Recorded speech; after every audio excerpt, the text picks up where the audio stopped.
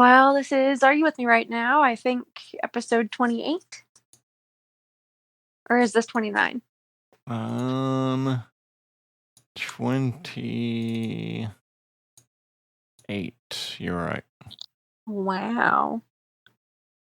Well, welcome back. Hello. Hello. I woke my boyfriend up for this episode, so yay! Everyone say thank you, boyfriend. I'm just chilling, playing Animal Crossing per usual. Yeah, I fell asleep putting the baby to bed because I don't know, not slept in a while, I feel like. Yeah, I mean, I guess so. I thought it had been going better lately. Yeah, kinda, I guess.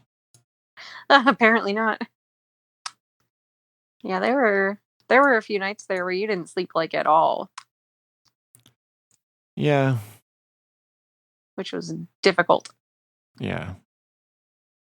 I still don't know why. I mean, yeah. It didn't sound like it was incredibly uncommon, though, for you.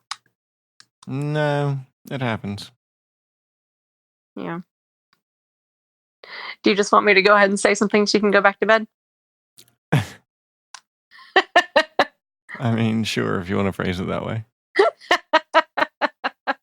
Thank you, handsome man. Huh? I'm kind of groggy, so I mean, I know it. I would have let you sleep, but we really needed to record. yeah. Well, let's see. I'm redesigning my room. Fancy Animal Crossing lady. Cool. Yep. I tried to do that, and you asked me what I did with my room. Because everything went away. But I just paid off my mortgage on my upper room, so it's bigger now. I mean, I guess all I really got to say, sorry if there are 3DS noises in the background. I guess the big stuff is just that I've been having a difficult time lately without ACA meetings. Yeah. Last time you didn't have ACA, it got like that, I feel like. Yeah, it makes sense. But I was talking to a couple of friends today, and what finally summarized was like, I had a plan for maintenance, and now none of those plans are coming to fruition for reasons outside of my control. Like, my therapist can't see me every week, and I can't see him any other time than when I see him. Or he can't see me every week, so it's every other week now, and I can't go to ACA meetings. And it's been my choice or my apathy, basically, where I hadn't, that's led me not to seek out an ACA phone meeting, but I did that tonight, or earlier today. I picked out a phone meeting to go to tomorrow. I don't know. Just not having the weekly ACA and weekly therapy is really having an effect. And when I can't I don't know, maintenance is a really important part of most things that I do. And if I get off track, it's really distressing for me. And I thought that these were going to go well and that like I had a plan and it was going to go according to plan, and it's not, and I'm frustrated. Yeah, it seems to, I don't know. It's interesting how helpful ACA is for you. Why? I don't know, because I mean, I go to a meeting, like I went to your 1 year meeting with you, Mm-hmm. and I don't know. I mean, there doesn't really seem to be anything particularly cathartic about the meeting itself, at least not Mm-hmm. from my perspective. Yeah. But regardless, I mean, it's obvious it's just obvious what you get out of it, I suppose, because I see the ups and downs, like when you don't have meetings. Yes, and I hate that those still happen and that it's that obvious, but I mean, it's just extra reinforcement of why I go to meetings. But now I'm just really being forced to improvise basically, and I'm going to do so tomorrow I'll have a meeting and I'm going to do step 2 because I did step 1 a couple weeks ago. But and my sponsor's not been able to go out for lunch. That we've tried to schedule it like 3 times or so in the last few weeks. She's had to bail for reasons that were not in her control. So it's just getting a little frustrating. And my therapist keeps saying to me, more will be revealed, which is a big 12-step thing. It's just keep doing what you know how to do, wait for the next right thing, and do everything you can to be good. And like, do whatever, just take care of yourself. Because just because you can't go to a meeting doesn't mean your mental health has to fall apart. There are plenty of ways to engage in recovery, even if you've got a schedule conflict. Yeah. Yeah, and I saw my friend from my old cohort at my favorite coffee shop today, and she really helped me think through some of this. We just sat for a minute. But she said, you've gotten through a whole lot worse situations. You've gotten through a lot more than this, and you've come out really well. And I referenced to her something that we talk about often is that, as you conquer the big issues, the like the things that cause a conflict get much smaller. As I say, the battles get smaller. So, as you progress or whatever, the things that you worry about and stress out over are much smaller in magnitude than they used to be because you've conquered that big stuff. And so getting to sit with her and just be like, yeah, it's kind of nice that now, like, smaller emotional regulation problems are one, fixable, like I have the tools, and two, something that small is now the biggest problem that I'm dealing with my mental health. It's very nice that I've made the battle that small, and I can remember that it is that small. I don't think we haven't recorded since we went to my therapist together. We have not. So we went to my therapist together because I thought it would be fun to use LSD and go to therapy. Yep. And she was on board with it. And I don't know. I didn't feel like it was any more or less fruitful than normal. But we did cover a lot of topics, but I don't know if that's because you were there or because I was a little looser than normal. Probably a combination of the two. Yeah. I don't know, what did you get out of it? It wasn't very different. There was not much about it that was notable. Not in a bad way. Right. Um, so I think that that would soothe your therapist because she was a little worried, just because I don't think she's ever experienced that before. Because relatable. Um, she mentioned that you were a little bit more tangential, like more ready to hop from topic to topic. I feel like I do that anyway, but maybe not with her so much. Maybe not as much. I don't know. And I was hoping slash wondering if tripping would jog your memory a little bit or help you be more verbal about your mom. And it did not. She and I tried really hard to be like, okay, well, let's describe, or can you describe anything about your mom, like what you used to do together? Or tell me a trait about her, things like that. And it did not help any articulation on that front, which was interesting. Yeah. And that's kind of what we were hoping for. That was kind of the goal. Yeah, that's the picture right now. You and I kind of continued the conversation later though. Mm-hmm. And I don't know. I don't know if any of my issues are related to a lack of care by my mom. And I think you and I kind of touched on that a little bit. And I don't know. I mean, I guess a lot of it also I guess you also kind of need to define what my issues even are. Because Okay. I don't know if I'm sure sometimes. Oh, I mean, um, there's obviously something there. I mean, I continually date girls with some sort of personality disorder. And that all yes. seems related, whether or not it's actual BPD or just something adjacent. So, yeah, I mean, I don't know what sort of issue that says about me. I haven't figured that out yet. Yeah, and that's the current wonder is did your mother have BPD or something similar? Because there is a reason that you find us appealing. But I have no idea what your mom was like.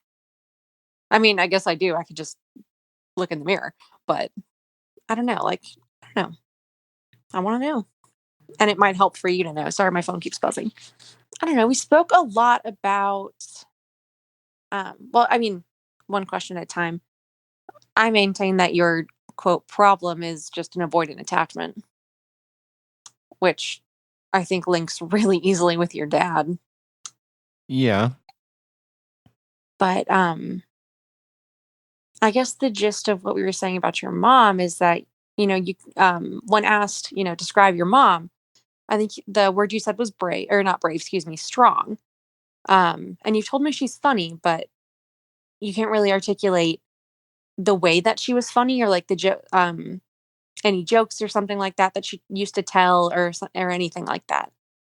And that you don't really have any memories of concrete instances, like either with your brother or with your mom. And your therapist specifically asked, can you remember a time that you went to your mother for comfort, like when you got hurt? And you said no. So, therapist really tried to dig into like what was your mother other than there, because you said she's very hardworking, she got things done, she was a really supportive, that came out later, it was a supportive mom, but the core of it was she got stuff done and she was there. And there's no dimension to that we could get to. um and she sort of toyed with the idea that your mom didn't give you a whole lot of like a gender blueprint, if that's what the word she used was. Like that you get kind of from your mom, you get an idea of what a woman is. And if you're heterosexual and a man, that's how you find your partner too, is your mom is your cookie cutter for womanhood and Gender femininity. gender guidelines, is that what she called it? Yes. Thank you. Yeah, gender guideline. And if there was nothing really dimensional about your mom's gender guideline, then that might play into why you are so, or why you have tended to have like a lot of relationships and a really big exploration tendency. Cause like, well, let's just try stuff until I find out what a woman is. Like, what do I like? I don't really know. Let's just try. And that was her direction on that, which I think makes sense. I mean, or is a viable thing to think about at the very least. Um, It's interesting. I'd never heard of that before. I'd never thought about that. I'm trying to think what else we had. It was just like the lack of dimension in the ways that you were able to remember her and describe her. Because at one point you said, she was just normal. Like there's nothing else to say about her except she was normal. How do you describe just a baseline? I was trying to say, okay, well, describe things that weren't your mom then. What was the abnormal? And then from that, we could find out what the normal was. And we had a hard time with that too. So I think we just need to keep being adaptable and figuring out like maybe how to get to those memories or um how to define what you thought of the world around you like other than that. My therapist literally asked me to ask you if you have a traumatic brain injury because you seem to have like a memory gap until 13. Right, and not to my knowledge, I mean, Heh. right. I mean, I was in a car accident, but Hmm. I didn't hurt my head. When was that? Um, 2004. Okay, so you were almost 20. Yeah, but I Hmm. didn't hurt my head at all. I rear-ended a lady, and I just about put my arm through the windshield. Oh, you've told me about that. Yeah, Hmm. but no, I mean, there was no head injury there, and I've never really been to the hospital for anything serious. I mean, I've never really gotten hurt like that. Yeah, I mean, I went to the hospital for that, and they cleaned the wound, and that was it. which is interesting. And so I mean that's the question is like what happened? Like where did these memories go? And I I jokingly asked you like where were you? You know? And your answer has been like, I could tell you anything about Final Fantasy 2. but not about my brother or whatever. Yeah, because that's where I was. I mean, I was inside of video games, or I was at my friend's house. I mean, I don't know.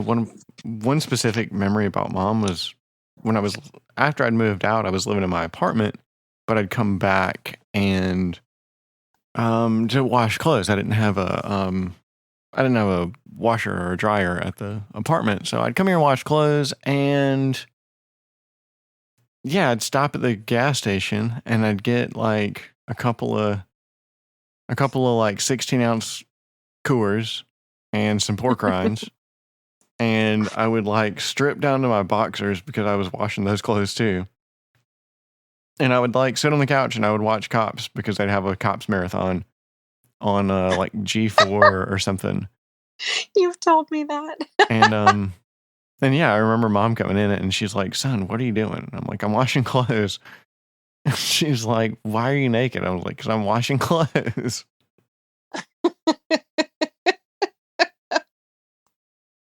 That's really funny. I mean, one of our things was always like, just, "Hey mom, hey son," I don't know. I guess we didn't really relate on like a friendly, personal level too much. I don't know, but I mean, it's not like we didn't hang out together. Whenever, they'd throw a lot of parties. My mom and dad threw a lot of parties. They'd have friends over a lot. Mm. And especially, in the later years, I'd hang out with them. But I mean, I don't know. Mom and I never really had a lot of one-on-one time. I feel like, she and my little brother were probably a little closer than she and I were. Just because he was the baby, probably. Mm. But I mean, he's confessed to kind of losing a lot of those memories as well. Yeah. I don't know. On Sunday, we've got they're doing another lunch at my dad's house. Yes. Are you available? Yeah, I responded. I want to go. I thought so. Okay. I don't know. I mean, it may be worth it to, hopefully if my little brother's there, if we'll just try and, sneak in a little seed there and get them talking about mom. I would like to. I think that would be something obvious to try at least. Okay. I mean, let's do it. Yeah. Because, yeah, I mean, mom and I never had conflict. We got along really well. I didn't really like the way that my dad or my little brother treated my mom, just because my dad didn't do anything. I mean, he didn't treat her poorly, but he didn't I never felt like he really contributed to the family or the household. At least he didn't pull his weight, that's for sure. And she made that obvious. I don't know. My therapist said something about her nagging him all the time, and I don't know. I mean, if she did, I felt like it was justified. I don't think that she was just nagging just to be a nag. I think she was actually trying to get some help with the house. But my little brother, he always just seemed kind of like she annoyed him, kind of. Mm. I mean, he would yell at her and stuff, Yeah. How early did your brother start using drugs? Maybe middle school. Okay. Probably middle school. Our brothers are similar. He just had friends that's just kind of who he hung out with. Mm-hmm. I don't know. I remember he got drunk with me when he was 13. Wow. So that probably. I remember my brother also yelling at my mother a lot. And adolescence plus substance use probably had that effect. So I would imagine it was similar, or that might have been part of it, Yeah. Because my mom really annoyed my brother as well. Even before that, they had a really bad relationship for a while. Your mom and your brother had not a great relationship, or she seemed to annoy him. Yeah. You and your mom didn't have a lot of one-on-one time? I don't know. I mean, maybe that was the end of that kind of train, I suppose. Okay. Yeah, and I'm just trying to dig up what I really remember about her. I mean, I remember when she was in the hospital trying trying to interact with her after.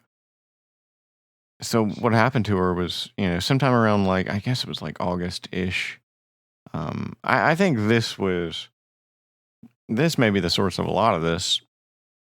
What was severely traumatic was in August or so of 2012. That's when she just like collapsed leaving work in like a hot parking lot, and she quit breathing because she had severe COPD anyway from years of smoking, and she collapsed in the parking lot and she quit breathing, so she lost oxygen to her brain for a few minutes, and they resuscitated her, but she was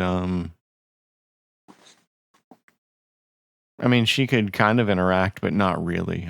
She was kind of like a 2-year-old. Like Really? Yeah. She knew some words, and sometimes she thought she was pregnant, and sometimes she wasn't really sure who anybody was. Sometimes she did. And so I could go and visit with her and talk to her, but it was really difficult because she really wasn't there. And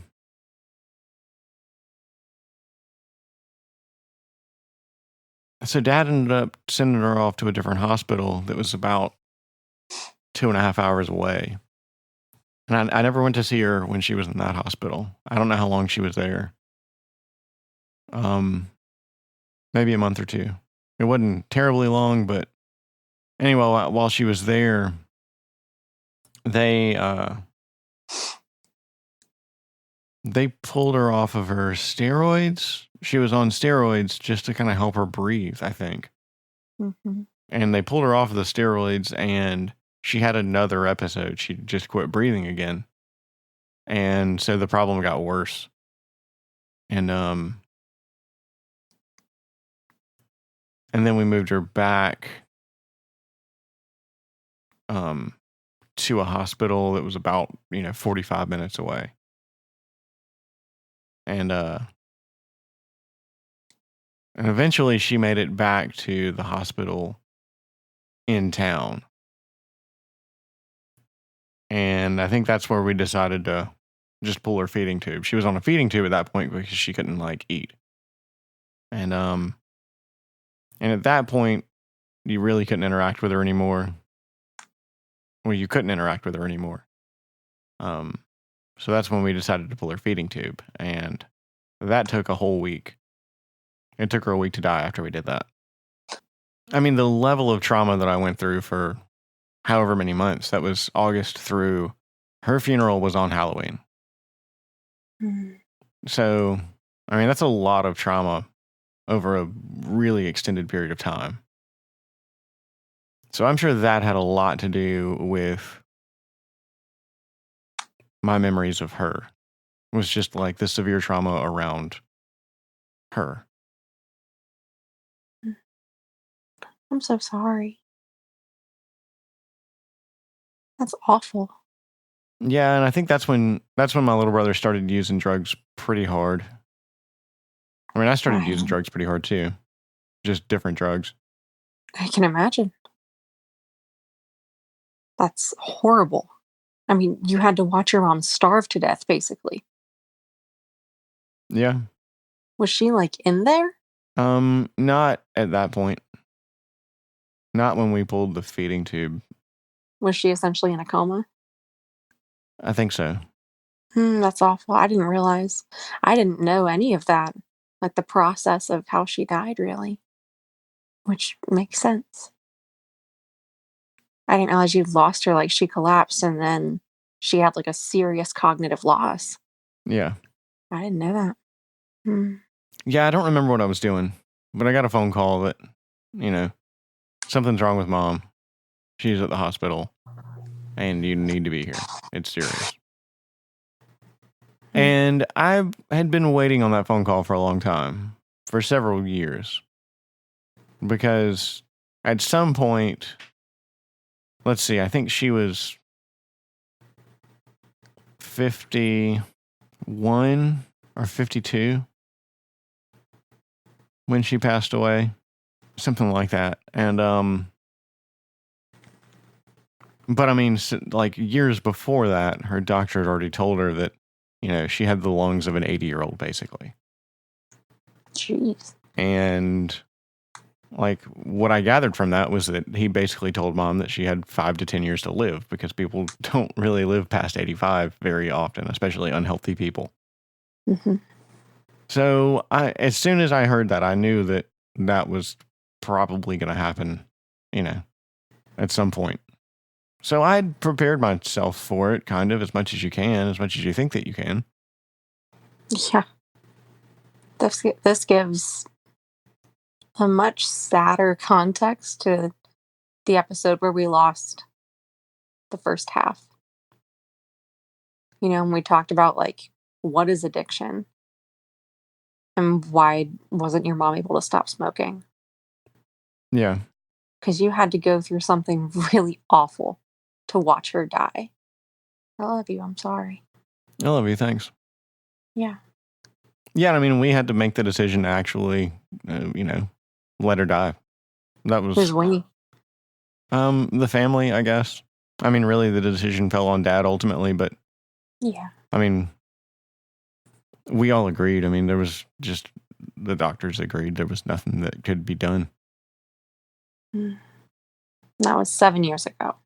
Yeah, pretty much exactly 7 years ago. Yeah, here we are in September. Well, just about. Yeah. So I mean, there's some traumatic brain injury if if you need an affirmative answer to that. Thanks for telling me. Well, we just talked about your mom for a long time. Yeah. Success, I guess. Yeah, and I mean, I don't know. You asked me what's not my mom, and not my mom is my mom's sister, who was pretty much exactly the opposite of my mom. She's a lot. Yeah. Your aunt is something. Well, tell me about her. I spent a lot of time with her when I was little.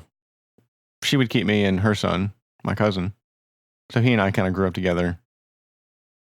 Mm-hmm. I don't know. They had a lot of video games at their house too. And he and I would play a lot of video games, but we'd play outside a lot. His dad had a couple like small skateboards, they were tiny. Mm-hmm. And they were like metal, and we'd ride those kind of around the neighborhood. There was kind of like a little tree fort or like a brush fort really across the street. There was like a little hole in the brush you could kind of like crawl into, kind of like in My Neighbor Totoro. Yeah, that's what I was thinking. Yeah, it's almost exactly like that. And it was really neat. We hung out in there a lot. And yeah, I don't know. I mean, she had anger issues for sure. She'd scream and yell a lot. But she always basically called me like an effeminate version of my name. I guess she thought I was sensitive or something. I don't know. Maybe I was. My sensitive little man. Okay, so far we've got angry, teased you. I guess that's the extent so far. Yeah, that's about the extent of it. I mean, I don't know. She wasn't. I don't know. Okay, well, that's a start. Thank you. But yeah, I mean, mom was rarely, she rarely lost her temper. Yeah, you've told me that there were like 2 times. Yeah. That's really it from what you can recall. The one memory of her losing her temper at your dad kind of makes me laugh just because of the setting. Yeah. Right?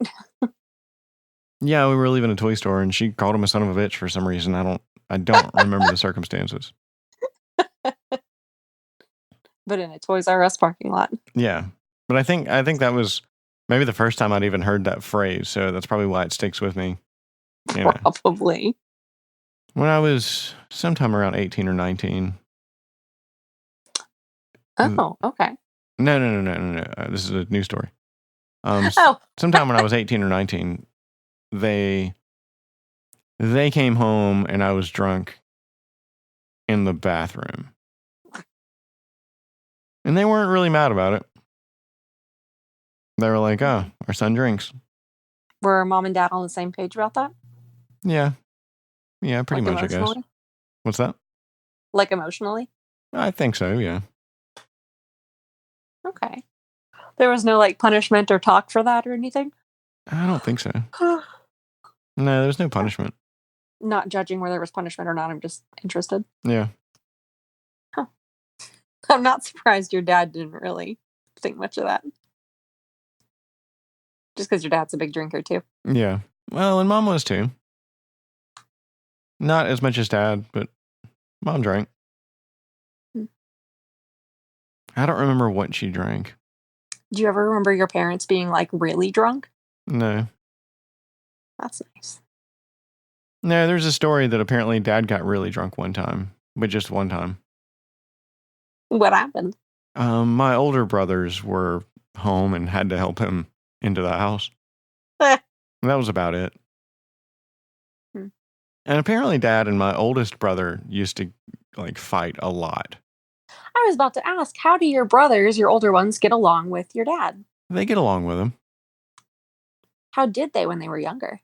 My oldest brother and my dad used to fight a lot. Like dad would chase him through the house and stuff. Ooh. Over what? Do you know? No, I was too little. Like what kind of fight?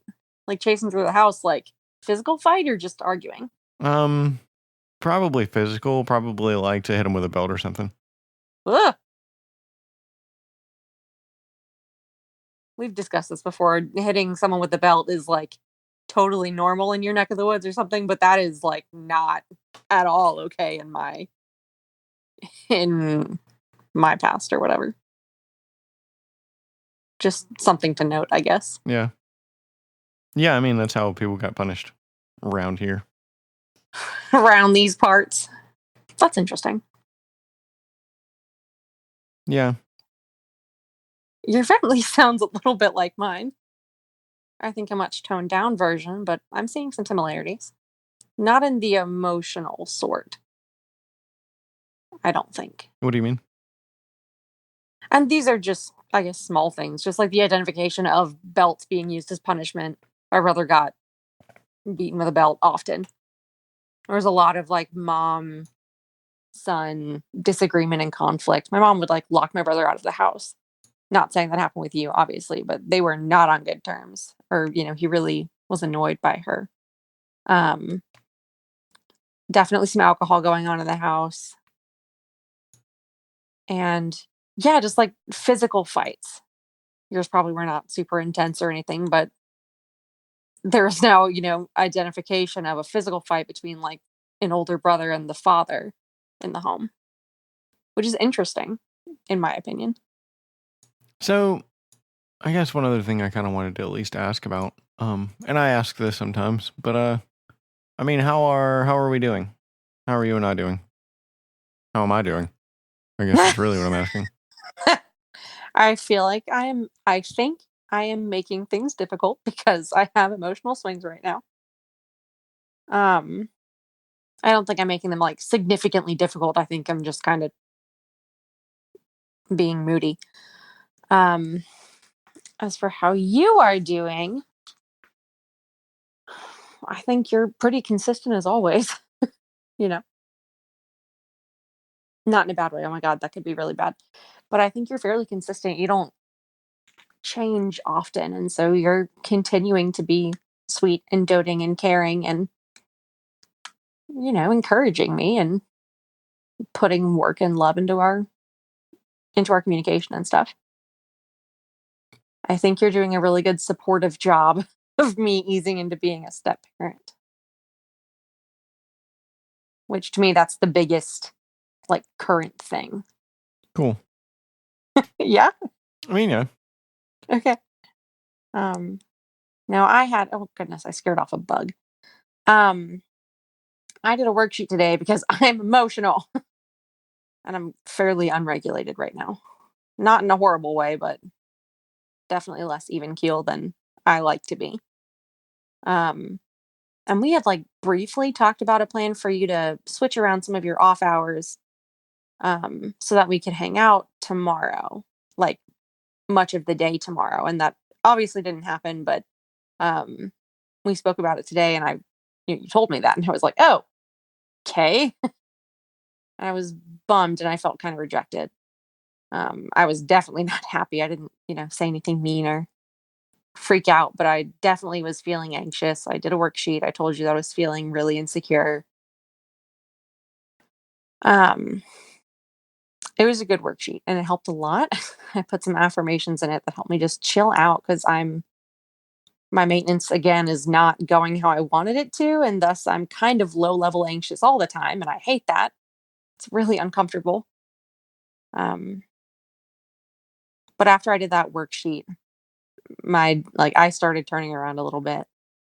Um, but you didn't do anything wrong. I just have abandonment feelings.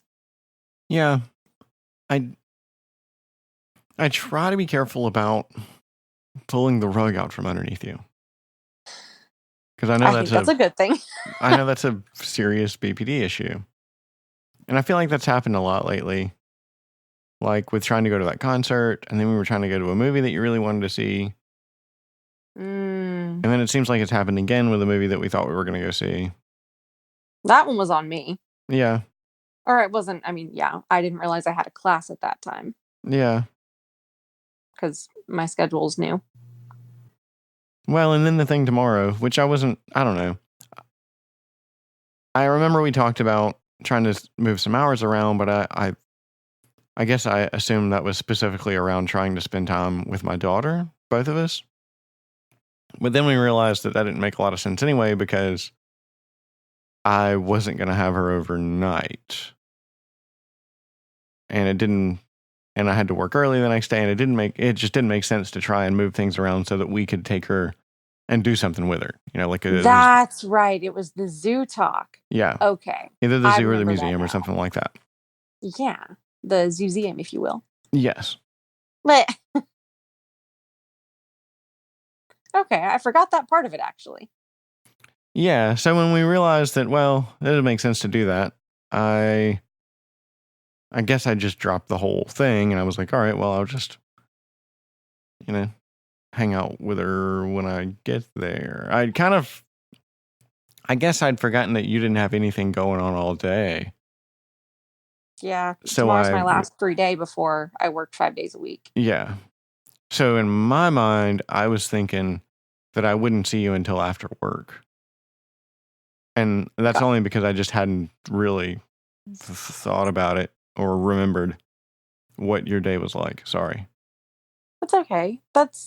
I appreciate you honestly saying the phrase pulling the rug out from under you because that is very accurate. It's not what you do because you're not like hoodwinking me or anything, but that is what it feels like. And that's a really good description. Yeah. Well, that's how they describe it. Who People with say? BPD, one of the things that causes BPD is having the rug pulled out from under you continually your whole life. Is that you'll kind of learn not to trust your parents, really, your Oh, right. parental Your figures. therapist said that. Yeah. I Which I've guess that heard was her that previous. before, maybe from her. Yeah, I guess that was the most recent, but I forgot that she said that almost verbatim was that it's, yeah, and this is what happened with you and your father too, is, you go to them for help or expecting nurturance or needing something that kids just need. And you either kind of get it, then have it taken away, or never get it at all. And so, Yeah. yeah, that is, I guess, what you expect. Well, thanks for putting that into words because that's somehow I haven't decided or associated that phrase with my borderline reactions. Yeah. But yeah, fair enough. I hadn't noticed that had been happening like a lot due to whatever circumstances, It's not like, aha, you've been fucking me over. It's like things have just happened. I mean, I got over it obviously, and it was a really good worksheet. I put some really good stuff in there. It helped me relax. And just get back to some affirmations. And do you know what's really sweet? Sugar? Yes. My best friend from home she'd been calling me a lot recently. We'd been chatting here and there pretty frequently over the past couple days. And I called her on the way, I think, home from work today on the way to school. And she was saying, like, "Oh, yeah, what's up?" I'm like, "Well, my supervisor and I totally drive each other up a wall, but I love working with her.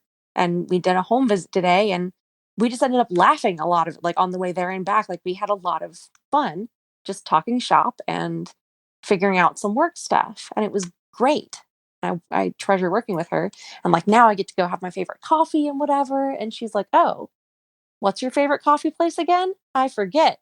I told her, and she calls there and orders me a gift certificate while I'm in class. And my friend who works there called me, was like, "Someone left you something wonderful. Please come here and get it." So after class, I went and got a $30 gift certificate to my favorite coffee place in the whole world. That is She's really like, "You were sweet. having," she was like, "You're having a shitty week. I love you. So go do your homework there tomorrow and have a lot of coffee." Oh. Yeah, I'm like, "I'm gonna buy so many bagels with this. Like, thank you." I'm trying to drink less coffee. They have tea and they have a lot of other stuff, but it makes me really jittery and it's not helping any of my mental health. That's true. So, and I drink like double strength coffee when I do, and it makes me physically jittery. So I'm trying to replace it with tea, like unsweet tea bags and stuff. Yeah. But it was really sweet. It made me smile a lot. That wasn't super related. I just, whatever. No, that's The cool. day got better. That's good. And, and yes, I have the tools. I will use the tools. I am imperfect, but that is not any excuse for not trying. Emotional regulation comes and goes, but I can stay on top of the wave. So yeah, how am I doing? Your turn. Evaluate me, daddy.